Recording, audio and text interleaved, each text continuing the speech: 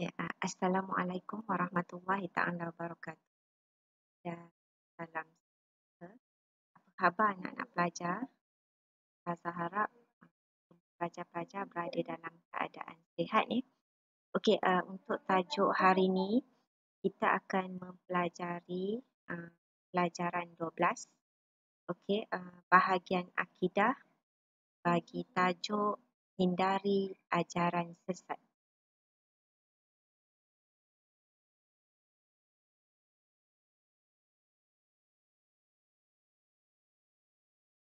Okey, baik anak-anak pelajar, kita lihat dulu standard pembelajaran yang pelajar-pelajar akan kuasai selepas selesai sahaja kita uh, selepas selesai sahaja PDP pada hari ini. Okey, kita tengok dulu standard pembelajaran yang pertama iaitu 3.11 pelajar dapat menyatakan maksud ajaran sesat. Okey, yang kedua, pelajar dapat menjelaskan diri dan contoh ajaran sesat. Okey, standard pembelajaran yang ketiga, pelajar dapat menerangkan kesan melakukan ajaran sesat.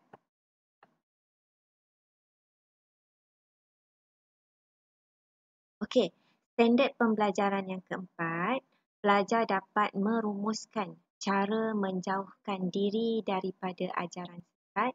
Dan yang kelima, pelajar dapat menjauhi ajaran sesat secara beradab dan istiqamah. Okey. Seterusnya kita lihat dulu pada standard pembelajaran yang pertama iaitu maksud ajaran sesat.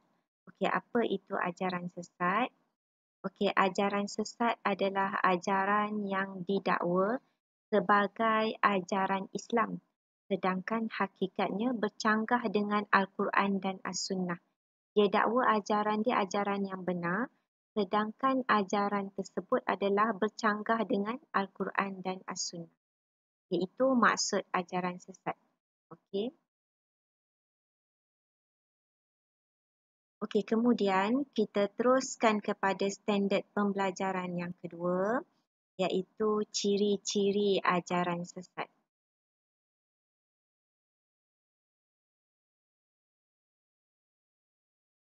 Okey, ciri-ciri ajaran sesat ni kita boleh lihat daripada beberapa aspek iaitu yang pertama sekali kita lihat dari segi ibadah.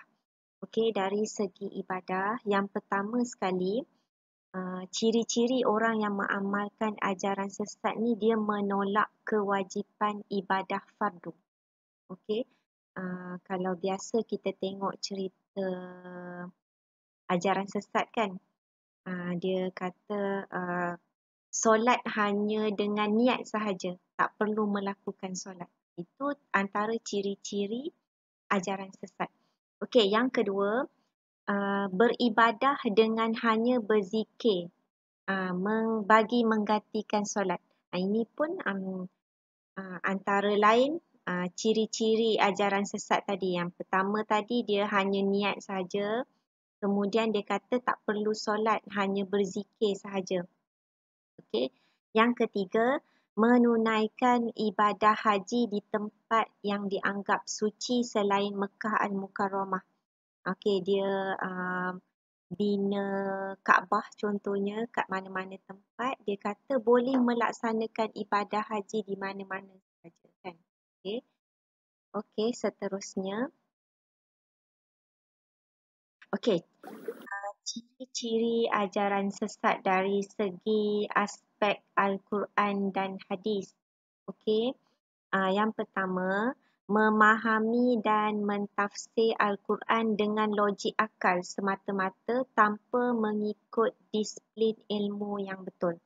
Okey, dia mentafsir Al-Quran mengikut logik akal semata-mata tanpa merujuk pada orang alim, tanpa merujuk pada orang-orang yang berilmu lah. Okey, kemudian yang kedua, meyakini terdapat Al-Quran lain yang tersembunyi.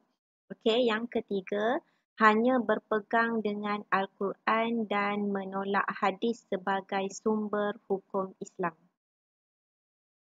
Okey. Seterusnya, ciri ajaran sesat kita boleh lihat juga dari aspek akidah. Dari segi aspek akidah, orang-orang yang mengamalkan ajaran sesat ni, dia mengaku menjadi Nabi atau Rasul. Sedangkan Nabi yang terakhir adalah Nabi Muhammad SAW. Tapi dia bagi tahu pada pengikut dia adalah Nabi, utusan yang terakhir. Yang kedua, mendakwa dirinya sebagai Imam Mahdi. Yang ketiga, mendakwa gurunya dapat menebus dosa. Yang keempat, memuja makhluk untuk mendapat sesuatu kelebihan. Yang kelima, mempercayai semua benar dan menuju ke syurga. Dan yang keenam, menolak alam ghaib seperti roh, malaikat. Dan juga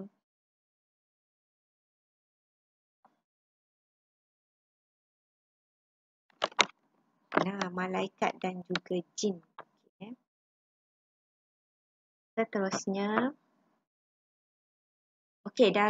dari segi aspek akhlak. Dari aspek akhlak, mereka memperkecilkan amalan masyarakat yang berdasarkan kepada sunnah Rasulullah.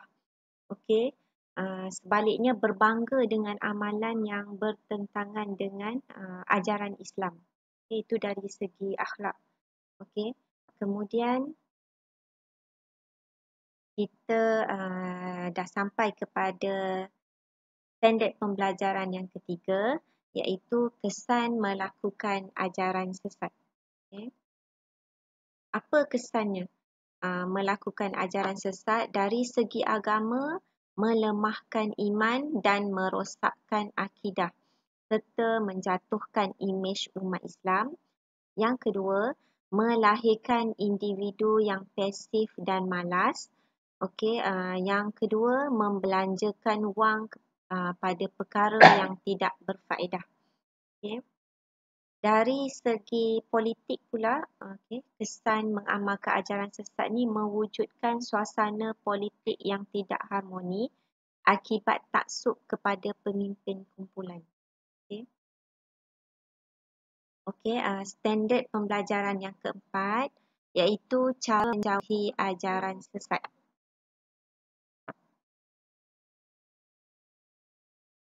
Yang pertama, cara kita nak menjauhi ajaran sesat, mencari maklumat daripada sumber yang sahih supaya tidak terpengaruh dengan ajaran sesat.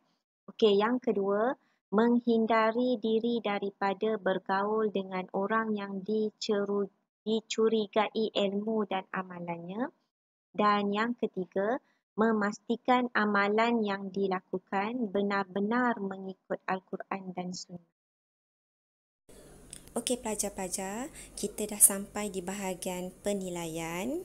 Pelajar-pelajar boleh jawab soalan berikut ya, iaitu yang pertama, nyatakan takrif ajaran sesat. Yang kedua, jelaskan ciri-ciri ajaran sesat. Yang ketiga, senaraikan contoh ajaran sesat. Yang keempat, terangkan kesan kepada seseorang yang terlibat dengan ajaran sesat. Dan yang kelima, huraikan cara menjauhi ajaran sesat.